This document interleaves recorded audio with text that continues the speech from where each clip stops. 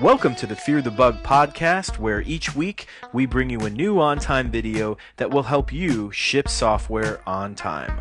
Who's working on what? It's the product's design. With AxleSoft. You're shipping software on time. Stressed out? Yo, everything will be fine. AxleSoft. Shipping software on time. Deadlines.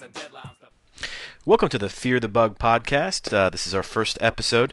This week we're going to talk about notifications and alerts. I get a number of different questions from customers who are trying to understand notifications and alerts and how they work in the system.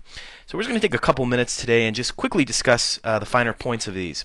Notifications and alerts are used when you need to find out information about what's going on in your database, but you would like instant feedback from the system in the form of an email. These emails can be sent to you, they can be sent to your customers, but there's a couple different places that you can set these up in the system.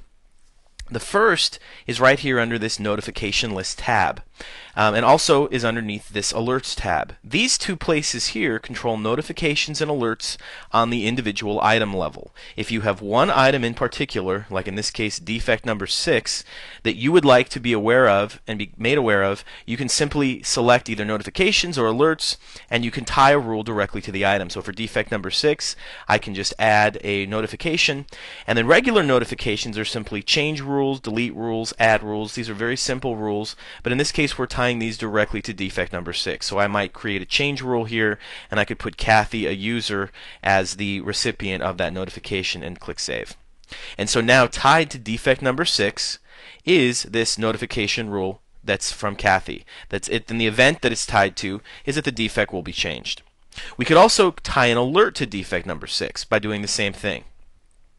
Now, along with creating notifications and alerts on the item level, we can also do this on the project level. In OnTime 2008, the location of the project alerts and notifications have been moved to make things a little simpler.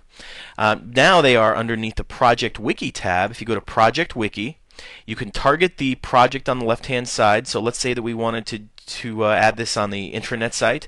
I could left-click on intranet site, and then down here under Project Notification List and Alerts, these two tabs now represent the project notifications and the project alerts. Okay, so the other thing I'd like to talk about today is specifically dealing with alerts. When an alert is created, and an alert is essentially a notification, but an alert is much more specific. You can actually tie parameters to an alert. When an alert is built, when I go ahead and click, add a new defect alert, and I do that, then I can select a type of alert, and I get questions on exactly what the difference here is. The difference here has to do with how the alert is executed.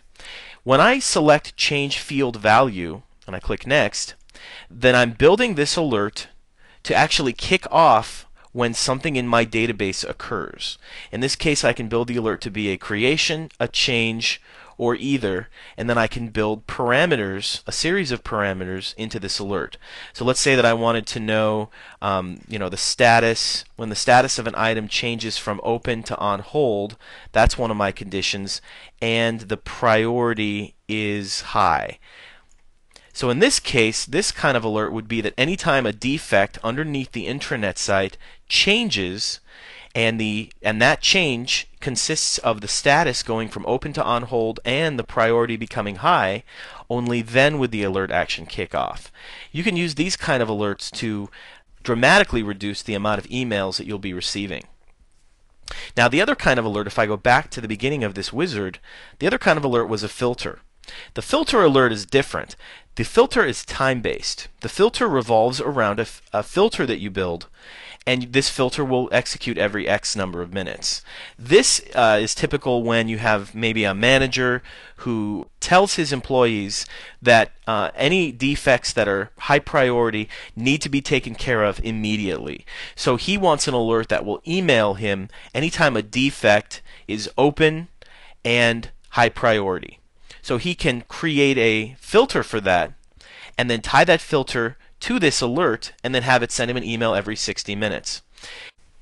So let's say that you've got it set up like this. So you get one email for any items that meet this criteria, In this case, you would only get new emails when new items meet the criteria. But as that previous example, if you're a manager who's watching constantly all your items and you want an update every hour, then you would click this. So even the same item met that criteria hour after hour, you would keep getting emails. So there's all kinds of different ways that you can set these up. But that's a quick run through alerts and notifications in OnTime 2008. Shipping software on time.